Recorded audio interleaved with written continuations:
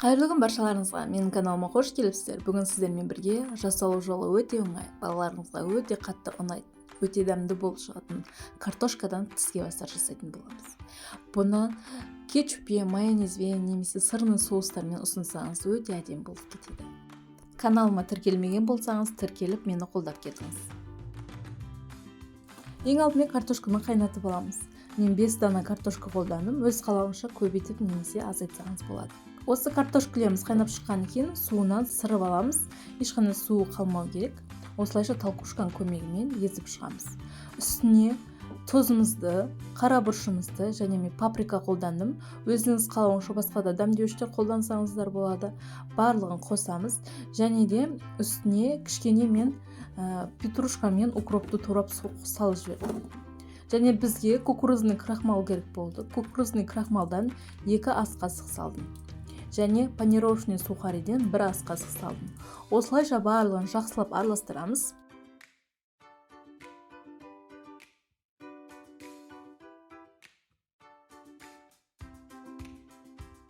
Ішіне қалып кеткен картошкалардың ірілері болса, вилканың көмегімен езіп жібереміз. Енді бізге пергамент қағаз керек болады. Пергамент қағазын ұзынша етіп алыңыздар. Осының үстіне барлық істелген пюремізді салып жаятын боламыз. Одан кейін барып үстіне тағы пергамент қағазын төсеп, оқтаудың көмегімен жайып аламыз. Қалыңдығы бірдей болып шыққан дұрыс. Қалыңдығын 0,5 мм ғып алып аласыздар. Сонда әдемі дұрыс шығатын болады. Қатты қалың болып кетпей, қуырылған кезде қытырлақ болып қуырылатын болады. Айналасы дұрыс емес болса, дұрыстап жесеңіздер де болады. Осылайша барлығын кесіп шығамыз. Ұзынша етіп. Мен қатты ұзын қылмай, осылай 3 бөлікке бөлдім. Осылайша пышақтың көмегімен қолыңызбен кішкене алсаңыз езіліп қалады. Пышақтың көмегімен алсаңыз дұрыс өз формасын сақтап алатын болады.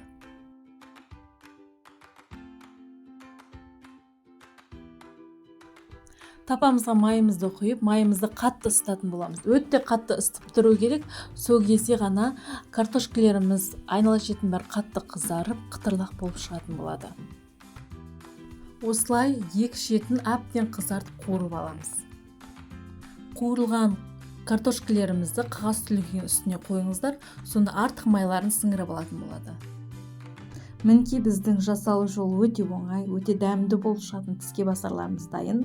Осы рецепт бойынша жасап көріңіздер, балаларыңызды қуантыңыздар. Сіздерге менің видеом ұнап жатса, кішкене пайдалы болып жатса, мені қолдап, каналыма тіркеліп кетіңіз. Лайк басып, комментарий қалдырып кетуді ұмытпаңыз.